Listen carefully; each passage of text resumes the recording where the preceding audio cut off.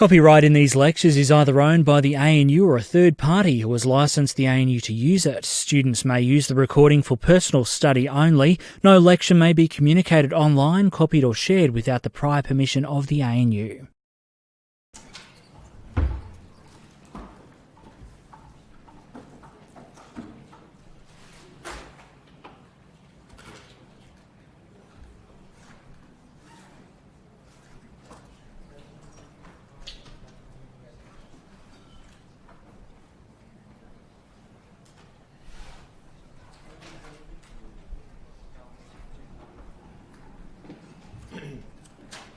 G'day. So we're continuing. These are generalities applicable to both continuous and discrete, and in fact any other random variables. All random variables, we can discuss the following concepts. And MGF, moment generating functions, are one of the more useful concepts because they allow a general characterization of distributions. It's all very well when you know the density or you know the other features, but often you don't. And this can be one way of testing whether two random variables have the same distribution. And as the name suggests, it can also calculate the moments. So before we go on, and by the way, you might think that I didn't do everything needed for the Poisson yet. So some of those, I both introduced the Poisson, and we can do more properties later, but the moment generating function might be helpful for that too. So let's just do this generality. First of all, what are moments? The kth raw moment. So this is just terminology. Of x. So x is a random variable. Any random variable is. We're just going to call it mu k prime. Now that's maybe not super standard, but we'll use it in this course. The prime means that perhaps we're more interested in a different sort of moment later, the central moment. Mu k prime is nothing other than the expected value of x to the power k. Now, as you know, when I write it that way, it means you take x to the k, then you take the expectation. So I didn't have to put the brackets in, but I will. Now, if it exists. Okay. Now, just a reminder, for it to exist, sometimes you'll see books write it, expected value of absolute x to the power k is less than infinity. Okay? For it to exist, an expectation of any random variable does not exist unless both positive and negative parts of that random variable have finite expectation. Otherwise, we say the expectation does not exist. That's to avoid this kind of infinity minus infinity cancelling situation. And if you have those situations, then all hell breaks loose. The law of large numbers doesn't hold. You know, we saw that with the quotient distribution. So this is the condition. So in particular, the first power of x, so mu1 prime is of course nothing other than expected value of x. And sometimes we call that mu. Okay, so of course the letter mu can't be reserved forever, but sometimes we just use the letter mu for the expected value for random variable. And then, so mu2 prime is expected value of x squared. If you remember that calculation formula for variance, this is the same as variance of x plus the mean of x squared. Plus, I'll say mu squared in this context. If mu is the mean of x, then mu2 prime is variance of x plus mu squared. You can just review from last time the calculation formula for variance. So mu3 prime, the expected value of x cubed, and so on. Okay, there are also the kth central moment. Okay, now this, for some reason, the non-prime version has been used for this. So mu k without the prime is expected value of x minus mu to the power k, where once again mu is the mean of x. Okay, and by the way. I'll just say fact. If mu k prime, this is true for mu k prime or mu k, if mu k prime exists, then mu L exists for all L less than k. So if you want the exact reason, it's some kind of Cauchy-Schwarz inequality, Holder inequality. You can do it through analysis, but I'm not going to You can just take that as a fact. So we either have no moments at all, if the expectation doesn't exist, or we have one moment, then it's just the first moment, or we have two moments, then it's the mean and the second moment, which is equivalent to having the mean and the variance. Or we have three moments, then you have mu1 prime, mu2 prime, and mu3 prime. Or you could have a large number of moments, or you could actually have moments of all orders. That means that this exists for every finite value k. And the most well-behaved random variables are those that have moments of all orders. So, in fact, that will frequently be the case. But the badly behaved variables sometimes don't have certain orders. So this is the case central moment. So once again, if it exists. Okay? So mu k exists if and only if mu k prime exists. It's just effectively you're translating before you take the prime. Okay? So that's the central moment. So the raw moments, turns out that the moments can characterize the distribution, and even more so the moment generating function. So let's do the moment generating function.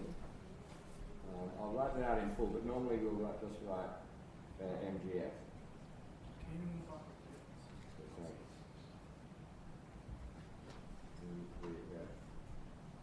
X is now we're going to use the letter M of T to write this, but I want to specify, just like for PGF or for PMF, I often want to specify what the variable was. Same for moment generating function. I'll often want to specify what is the variable. So in that case, by the way, what is mu1 by this definition? It's of course expected value of x minus mu. Mu1 is the first central moment. So that's kind of a particularly silly one. What is the expected value of x minus mu? Mu had a special name here. This projector is not super good, is it? So what is the expected value of x minus mu? It's 0, yeah. And that makes sense. The word central means around its mean. So the expected value of x translated around its mean means something centered at 0, so it's 0. And of course, mu2 is the variance of x. Okay, so those are the, mu1 is 0 and mu2 is another name for the variance. So those are the central moments. Now the moment generating function gives you the raw moments, not the central moments. But the definition, I'm not actually going to write it as a definition involving that. Sometimes, by the way, sometimes we could call it M of t, but of course if I write M of t, I'm being vague as to which variable is included. So I don't want to be vague too much. So mx of t is equal to expected value of e to the power t x. Now t is a lowercase, that's an input. So in principle, just like the probability mass function, you can put any real number as input. I'm allowed to put any t as input to this expectation. And I want to take the expected value of, remember powers come before expectation, so this is the same as if I put the brackets there.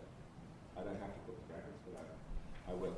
Expected value of e to the power tx, and that is, I'm just going to do a formal, now, of course, whenever it exists, whenever I write an expectation, there's some kind of question, does it exist? For most reasonable random variables, it does. But I'm just going to not write it, but you have to bear in mind that this is defined whenever that expectation exists. And I'm just going to do a formal calculation here. Using the fact that you've done first year calculus, let us expand e to the tx in a series. I equals 0 to infinity. Any takers. I want a power series. And because it's e to the tx, it should be in powers of tx. So, what coefficient do I want of tx to the power I?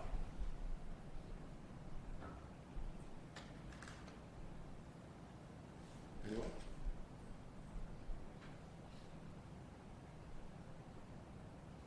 We even saw this once upon a time before. We saw that e to the minus 1 is sum of minus 1 to the equals 0 to infinity of minus 1 to the power I divided by I. We saw that when we were doing this probability of a certain derangement probability of a random permutation being a derangement with nothing in place is actually 1 over e to the power minus 1, which has this series expansion. So what do I put? Yeah, I factorial. Thank you. It's always e to the x is sum of x to the I divided by I factorial. So e to the tx is sum of tx to the power I divided by I factorial. Now that's a series that is fully, absolutely convergent for all real values. It has an infinite radius of convergence. And the rule of thumb is, well, okay, integration and differentiation you can do under the integral sign whenever you're within the radius of convergence. It's also the case for expectation is effectively like taking an integral. So I can do that under the integral sign, under the summation sign. Expected value, and the 1 over I factorial is constant, so that's easy. And then t to the I is also a constant, so t to the I divided by I factorial. The only thing that needs an expectation on it is the non-constant x. So expected value of x to the power I. Okay? I equals 0 to infinity. So that is none other than sum I equals 0 to infinity of same thing. I'm going to write it this way. A coefficient that is mu I prime. Mu I prime, remember, is the ith moment, ith raw moment. Mu I prime divided by I factorial. That's the coefficient, and then the power that goes in is t to the I. That is a power series in I. It has, now it's I don't want to play too fast and loose here, because it is possible if these mu I primes are too large, then that might not actually have a finite radius of an infinite radius of convergence. And it's even possible that this expected value of x to the power I doesn't exist. So if, for the moment, I'm going to assume that all those x to the power i's exist and that this interchange of limits is legitimate. It's not always, but I'm just going to assume that for the moment. So if everything is legitimate, then what I'm going to say, okay, by the way, if so another way to write it is mx of t is equal to, the first one is mu 0 prime. Anyone, for just being fully consistent, what is mu 0 prime? What's that? 1, yeah. And don't get into any philosophical discussions about 0 to the power 0. Sometimes people try and say, oh, well, 0 to the power 0 we can't define. That's incorrect. 0 to the power 0 is 1. You heard it here first, it's 1. Now, people get confused because it's, you probably didn't hear it here first. People get confused because that's not continuous as x to the power y is not continuous as a function of x and y at the origin. But nevertheless, anything to the power 0 is 1, even 0 to the power 0 is 1. If you think about it, how many ways are there to choose 0 objects out of 0? There is one way. So don't be confused about that. Mu 0 prime. So this is 1 plus the mean, of course, is mu 1 prime. Mu 1 prime is mu, I'm just going to simplify it mu. Plus mu 2 prime. Mu 2 prime is not the variance because it's the raw moment. Mu 2 prime divided by 2t squared plus mu 3 prime divided by, these are actually factorials on the bottom, 2 factorial, 3 factorial, t cubed plus factorial. So that's, if you don't like writing it in sigma notation, here it is without sigma notation. Now the fact remains, it is a power series. You do need to have something checking about radius of convergence. So in order for this to make sense, first of all the raw moments have to exist. Secondly, it has to have a positive radius of convergence, if you think back to your calculus course. And thirdly, there is a technical possibility that even if the radius of convergence is positive, that this is not equal to that. So that's kind of a technical possibility. I won't worry. So from now on, for MGS, assume that the expectation that defines it, expected value e to the tx, exists for all small t, both positive and negative. So some small interval around the origin, it has to be in it. So that means expected value e to the tx is a function of t. It has to actually kind of, now if it exists, then you're okay. You have a derivative and everything. So we're assuming that this y equals mx of t. This is plotted here. It doesn't have to exist everywhere, but it has to exist for all small t in both directions, positive and negative. So some small neighborhood of the area. Okay. If so, then expected value of, then all the mu I primes exist. And so, if so, now if this condition holds, the condition is so important that we sometimes have a name for it. We say that x has an exponential moment. That's just the phrase that is used.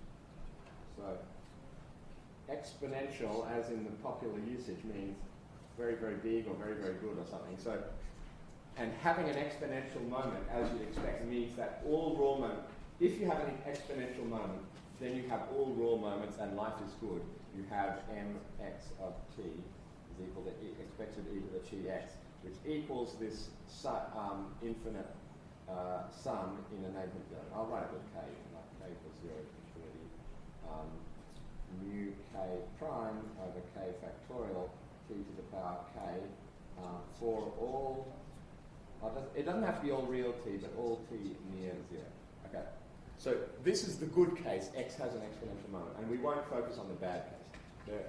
They exist, there's that quotient distribution we talked about. There's a ton of other distributions that don't have an exponential moment. Even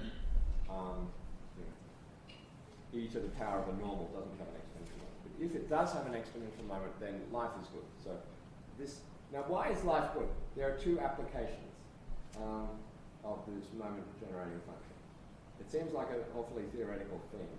The first is kind of a practical one, is to calculate the moments. Because if you can calculate the exponential moment, the moment generating function, how do we calculate the moments from this? Well, we just differentiate.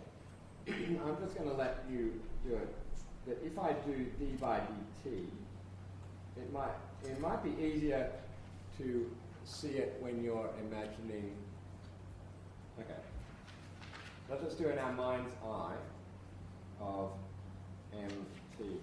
Right? Remember, I put the variable down the bottom, and then t is just a dummy variable that goes into the moment generating function. If I differentiate, the 1 disappears. I get mu times t goes to 1 plus mu 2 prime divided by 2 factorial, but then the t squared becomes 2t to the 1.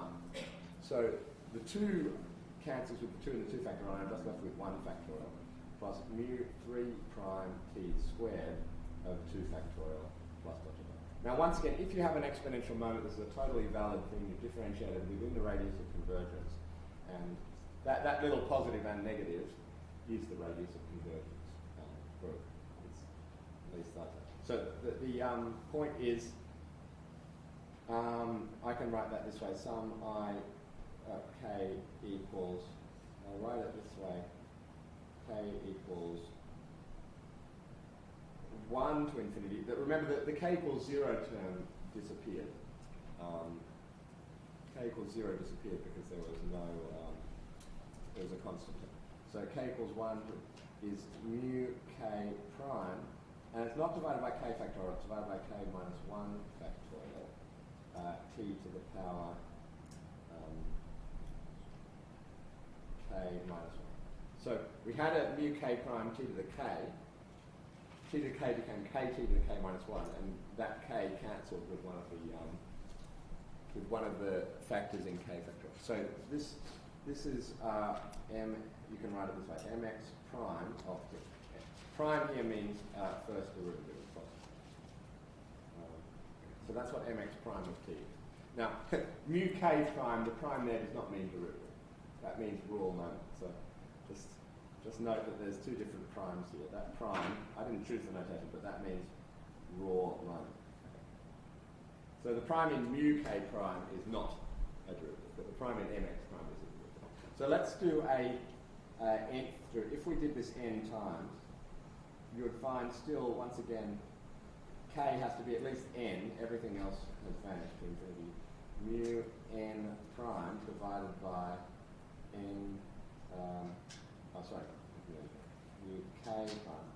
You still start with the k term, and then it's k minus n factorial. That's okay because k is equal to n. Times t to the power k minus n. And in particular, mu x brackets n means nth derivative, of course. Nth derivative. Okay? Mu nth derivative evaluated at 0. All the terms except the term k equals n give you 0. The term k equals n gives you mu n prime divided by the 0 factor. So that's nothing other than times t to the power 0. So t to the power 0 is 1, 0 factorial is 1. That is equal to mu n prime. Okay? So to find, now this doesn't work for central moments. The MGF is not adapted to central moments. It's adapted to raw moments. The nth raw moment, you just do exactly what I just said. Differentiate the MGF, mx of t, n times, and evaluate at the origin. Evaluate at t equals n. So that was the first main application of the moment generating function. Now let's use this application to actually do something productive. I won't say for a change. Let's calculate, for instance, those moments of the I won't even do it for, let's do it for geometric, because geometric I left as an exercise to find the variance of geometric. Did anyone do that exercise? Put your hand up. No. Anyway, you could already do this because it was a series exercise. I mentioned that when you have geometric series, just differentiate on the integral sign. You can use that to find the moments of the geometric. Nevertheless, there might be an easier way. So let's do an n1 that is geometric p, just as an application. And this is good because it closes off that claim that I made that I haven't proved. Now, let's find the moment generating function for n1. Remember, there's always a dummy variable input. You do expected value of e to the power t times the variable. Okay? Expected e to the t n. Okay. Now, how do I do an expectation of a, and I actually need to have a theorem here. Expected value, this is for pretty much any function. G can be any function you really like.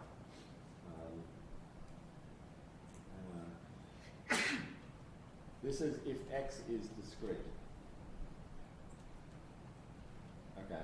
Now remember, for a discrete random variable, it can take certain values, x1, x2, dot, dot, dot. We normally have a list of those possible values. So if we're doing expected value of x, you would sum I equals 1 to infinity of xi times the probability of being xi. Okay, so I still want probability of x equals xi. By the way, you could write that as the PMF if you wanted. Okay? Remember, PMF is another way of saying the same thing. But if I was just doing EX, then I would put XI here. But I don't want EX, I want E of GX. It stands to reason that I should just put GXI in, because I don't want the expected value of what the XIs are weighted by probability. I want the expected value of what the GXIs are weighted by probability.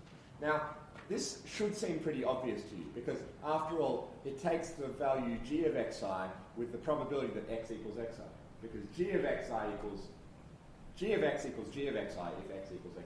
Now, as it turns out, there's a slight wrinkle in the definition. What if the function was not injected? Nevertheless, it's still true. It's very easy to verify. I'm not actually going to go out with the proof there. One warning about those, not the textbook, I think that's correct, but the notes that are online have a few false statements, including the false statement in the notes that, oh, it's possible to just define EG of X this way. It's not possible to just define EG of X this way, because we already have a definition for the expectation of a random variable. And if you just give a second definition for the same thing, it's by no means clear that they're the same definition. So it is a theorem to check that this is actually correct according to our definition. Nevertheless, it's easy to do, and I'm not going to do it here. It's a little bit more complicated in the continuous case because you get a scale factor, a derivative. But in the discrete case, it's kind of obvious enough to do. Okay, so that was an aside, and I'm going to use this theorem in this example that I've just done. So, by the way, that was It's kind of so obvious that it's barely worth stating, but I do want you to know that that's always true regardless of which function you like to shift. You know, g can be any function at all. So that's exactly means that I'm summing I equals 0 to infinity. I did 1 to infinity there, that's just because the list started at 1, but of course if the list starts at 0, I have to start at 0. But actually, I take it back. For a geometric, remember that the possible values of a geometric in my convention start at 1. You do all the failures up to and including the first success. So for n1 equals 1, I would get e to the t1.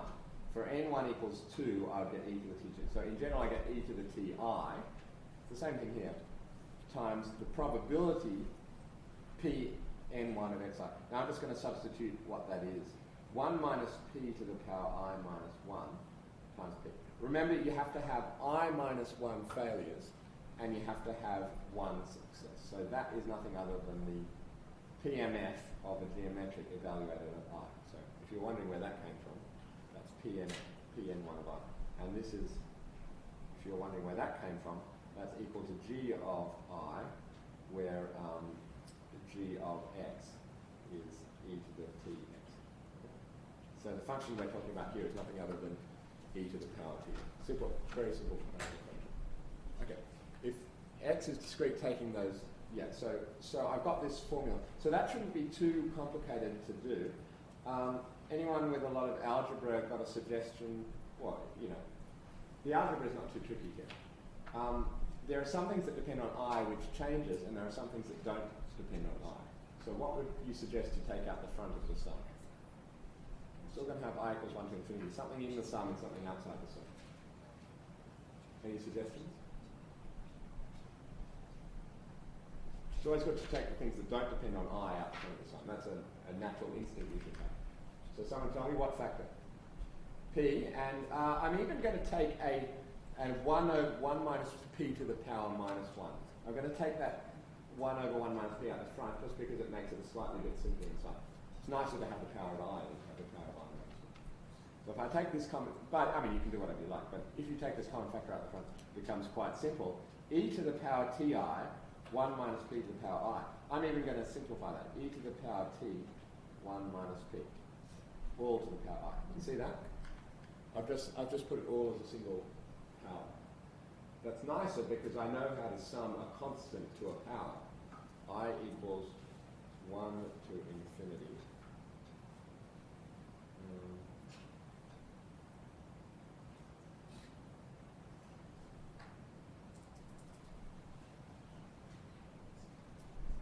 If you forgive me, to say, okay, that would work. I actually like my geometric series to have first term 1. So I'm going to make them have first term 1 by making the power there I minus 1. It's the same thing. And then if I do that, I have to fix it out by doing p e to the t. You see, I had 1 minus p to the power I minus 1. I also have e to the ti. I prefer to take one of those e to the t's out the front. P e to the t times this sum. That's better because now that has a common factor of 1. P e to the t times 1 is the first term, and the common factor is 1 minus, right, you do 1 over 1 minus common factor e to the t 1 minus p. So if you don't recall that, then go restudy your series notes. But that's just a geometric series. You don't even need calculus to do that. Now, the key thing, that criterion is true for e to the t 1 minus p has to be less than 1, right? It's always positive, but it has to be less than 1, i.e. t has to be less than log of 1 over 1 minus p. Okay, so this is a case where the this is not an exponential, an MGF that's defined everywhere, but we still say that n1 has an exponential moment. The only case where you would not say that n1 has an exponential moment is where t didn't make sense for any positive, you know, if it just cut off at 0, either positive or negative. So n1 has an exponential moment in that case. Okay, so this has taken a kind of long way to get here, but the upshot is using that fact about using application 1, we have a nice way to get the variance, which is that mn1 second derivative of t. Unfortunately, this will require a little bit of calculation. So equals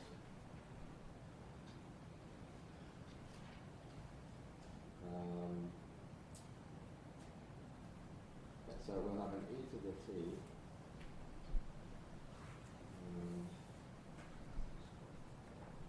Okay, and so you can also. Okay, since I'm a bit pressed for time, I'll just do exercise. Is that you have to calculate what that is, and then mn1, because it's double prime evaluated at 0, that will actually be nothing other than the second moment of our geometric, which is actually 2 minus p over p squared. So if you don't get that example right, then practice your calculus. So I just don't want to, otherwise I might spend a lot of time doing calculus here. So if you have trouble with it, ask your tutor or ask me, or we'll do it later. So by the way, why is that not 1 minus p over p squared? Why is that not the variance? Because after all, this is meant to be the second moment, isn't it? So is the second moment the variance? There's two different second moments, but the raw moments are what you get from the MGF. And the raw second moment is not the variance, because the raw second moment is taken around 0. The variance is nothing other than the second central moment, which is you take the variable, you shift it so that you shift it backwards by the mean, so that it becomes centered around 0 rather than being centered around the mean. Then you take the expected square of that. So the mean, and how do I find the variance of n1 from the raw moments? Anyone? Yeah, mu2 prime minus, what do I subtract? Yeah, square of the first moment, which is mu squared. Square of the first raw moment, I guess. I could have written it mu1 prime squared, but that would be awesome. Mu is just in this, very easy. So this is equal to 2 minus p over p squared, then I subtract 1 over p squared, so that's 1 minus p over p squared. So it is, okay, so I have left a gap in there, but yeah, that's a good exercise in calculus. Obviously, finding higher and higher moments requires a lot of differentiation. But after all, if the alternative is doing a big series with very complicated terms, then 4 differentiations to find a fourth moment. So that's the first application. And the second application, you remember I said this first application of MGF was to calculate the moments. But the second application, and in some ways this is the more important application because there are other ways to calculate moments, to characterize distributions. Now, it doesn't characterize every distribution because it doesn't exist for every distribution. Okay? Okay? So if you really want that, there's something called the characteristic function. It's effectively the same, but with complex numbers, expected e to the itx.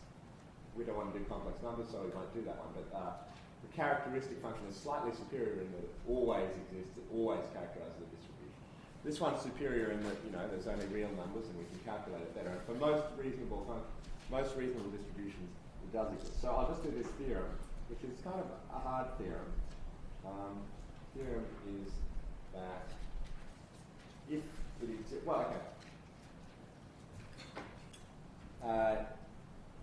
If n, not even n, these are any two random variables, x, y random variables, both have an exponential moment.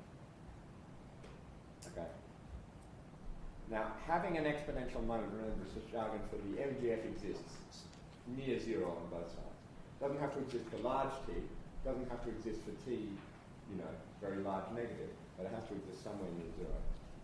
And now, of course, there are many different random variables that have the exponential moment. But if the MGFs are the same, mx of t equals my of t near 0, or even just all the derivatives at 0, just all the moments being the same.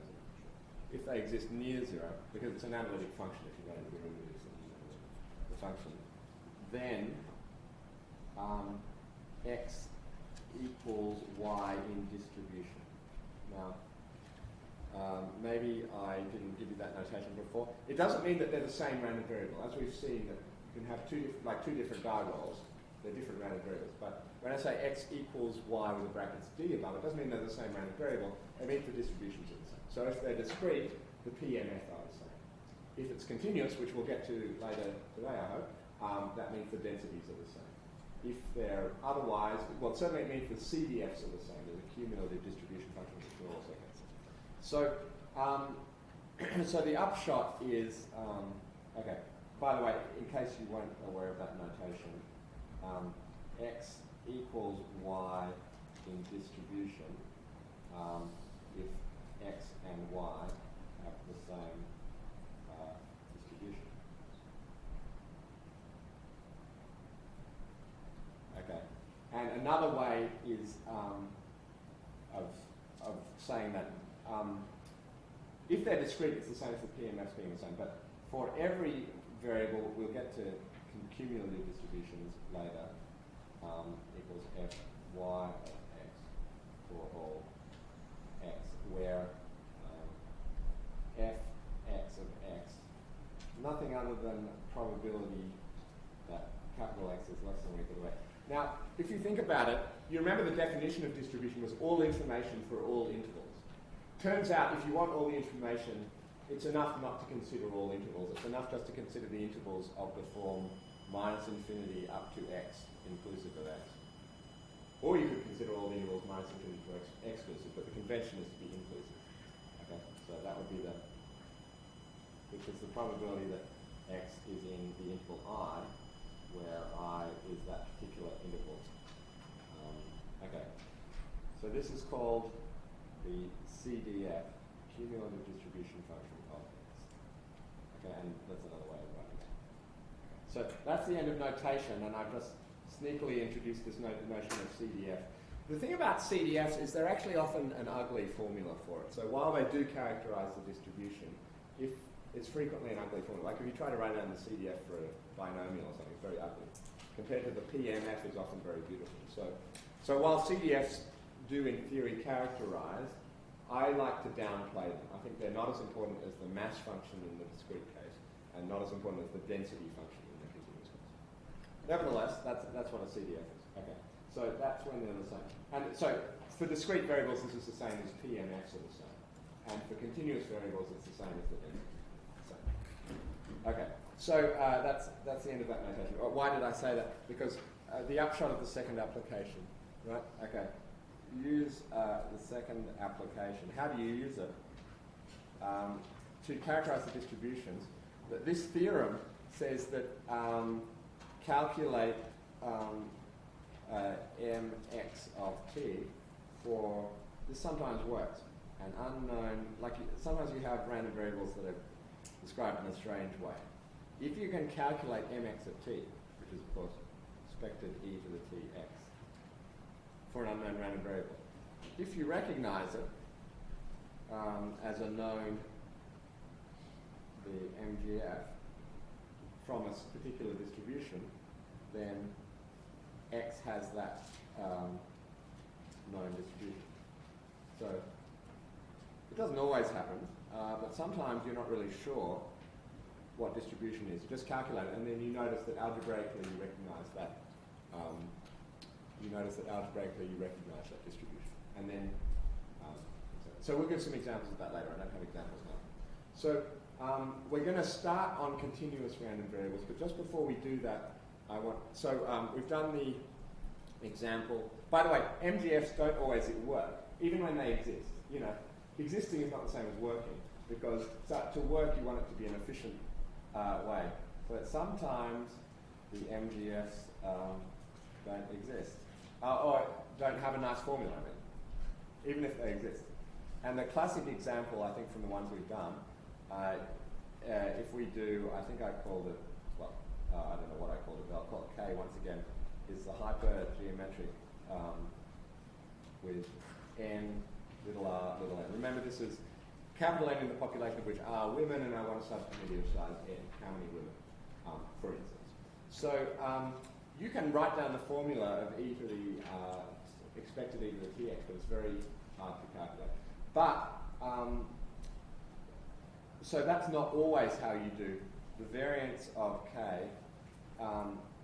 Basically, you wouldn't calculate it.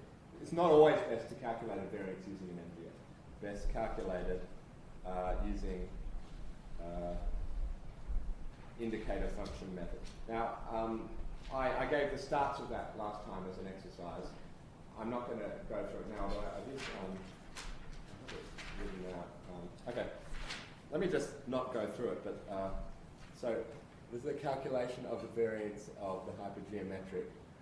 Effectively, the expected of the square, remember, is the sum of I being picked plus. But I'll upload this, so you don't have to worry about taking a photo. I always upload all my writing. You're welcome to, but you know, I will upload it. You do R times the probability of one of them being a woman. R over n is the chance of one of, little n over, okay, whatever. And then for the chance that two particular people are picked, you have to do capital N choose 2 minus 2, choose little n minus 2, and then you have to simplify, and there's a whole lot of simplification. You do get this formula that I promised. So I'll upload that. Moral of the story, you wouldn't have been able to do that with an MGM. Okay. So IFM means indicator function method. So let's now go on. Just before I do variance, before I do continuous, I want to do Chebyshev. It's an inequality distinguished by having the most different ways of spelling the name of the namesake. Because sometimes with a T, TCH is usually French. It's like if you've ever seen Shostakovich spelled on a French CD, TCHO. No, actually on a German it's worse because then it's TSCH. Anyway, okay. Russian names about 20 ways of spelling it, but I like this one's short. So sometimes it starts with a T though, be warned. So Chebyshev, probability, this is once again any random variable, but it does have to have a variance. So the probability that, and it's how far are you from the mean? X minus mu is greater than some constant times the standard deviation. Okay? Now, I haven't used the word standard deviation so much, but you're probably all aware of it. Standard deviation is often the square root of variance of x. Okay? Sometimes I might call that sigma x, but here I'll just call it c. Okay? So now, of course, if sigma is 0, by the way, when is the variance 0? Does anyone have an answer to that? Can anyone think of an example of a variable that has variance 0?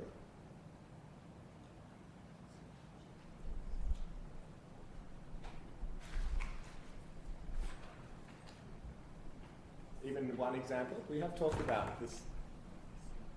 Yeah, C, a constant. Or just, yeah. If you just have something that's a constant, it's never off its mean.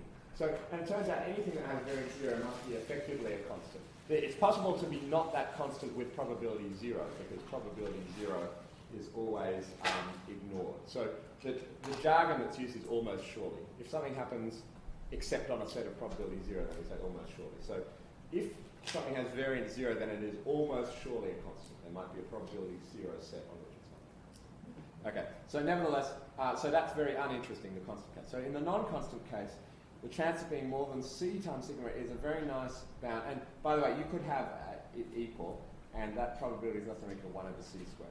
Now this is sharp in the sense that for any particular, I think it's sharp, for any particular c that you want it to be, you could find an example where this is pretty much exactly what it is. But certainly for c equals 1, it's possible for, just imagine the c equals 1 case, it's possible to have a bimodal distribution, right? If you have a bimodal distribution, the standard deviation is half of the difference. Like the mean of a bimodal, if bimodal means, not just bimodal, only two, if you have probability of half of 0 and a probability of half of being 1, then your mean is 1/2 and your standard deviation is 1/2. And then the chance of being more than one standard deviation away, you're actually, that's with probability 1.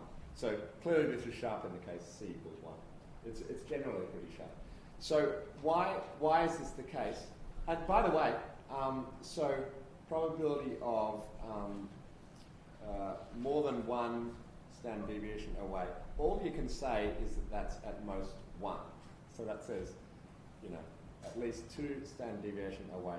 So you'll get an appreciation is less than or equal to 1 over 2 squared, so a quarter, 25%. Probability of at least 3 standard deviation away is at most 1 in 9. Okay? So 1 over c squared. That's for any random variable, discrete, continuous, doesn't matter, so long as it has a variable. Now you might think that's quite powerful, but it's actually very unpowerful, because if you compare normal 0, 1, I know we haven't done it in this course, but you would have seen it in your first statistics course. Anyone remember what's the chance of, there's this, they call it the empirical rule. In fact, did we even do that at the start? What proportion of a bell curve of normal values are between -1 and 1 sigma? 68%, yes. Okay, so the chance of being more than or equal to a 1 away is 32%. So it's 32% for normal, and then much, much smaller, so it's 5, remember 95%, then 99.7%, so 0.3%. So this says it's something like 11%, you know, 25%, 11%, okay, 100%. So clearly this is nowhere near sharp for the normal. That's because the normal has a lot more than a second moment. Normal has third, fourth, fifth, it has exponential moment. It actually has an MGF that exists everywhere. So a function, a variable with an MGF that exists everywhere is much more tame. It has much thinner tails than a function that just has a variance but doesn't even have a third moment. Chebyshev's inequality applies so long as, okay, so the only assumption for Chebyshev's inequality is if variance of x exists. So another word for variance x existing is saying that x has a second moment. Now, okay, I'll even say, okay, the proof is pretty easy. It's on Wikipedia and stuff. Since, by the way, I want to make it clear, I'm never going to ask you to give a proof that was in the lectures on your exam. I may ask you to prove something much easier than the things that we prove in the lectures, but it won't be something that we did in the lectures. It'll be something else, you know. So there's no point memorizing a proof that's in the lectures except for the edification that it gives you to understand. So I like you to understand things, but I'm not just going to ask you to regurgitate it on the exam.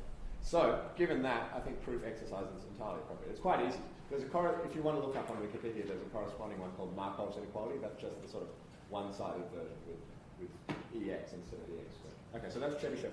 I know we have 2 minutes, but I want a continuous random variable. Okay. You know, the whole of next week is continuous random variables. Okay. Okay. So a continuous random variable is one that has... Now, once again, there's kind of wrong statements in the notes and almost wrong statements in the textbooks. The textbook, but part of it is what you mean by continuous. But we always mean a function that has a density. The notes claim that if well, I don't know whether they're fully wrong, but they kind of give the wrong impression. It is one that has a density function. Okay. Okay. Okay. So continuous random variable x. So what is a density function? It has to be, I'll just use the notation f subscript x of little x. It always has to be greater than or equal to 0.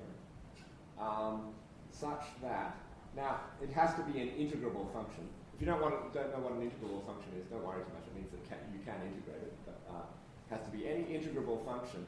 And I'll show you why it has to integrate it. The probability that x is in any interval is equal to the integral over that interval of the density function, fx of x dx, for all intervals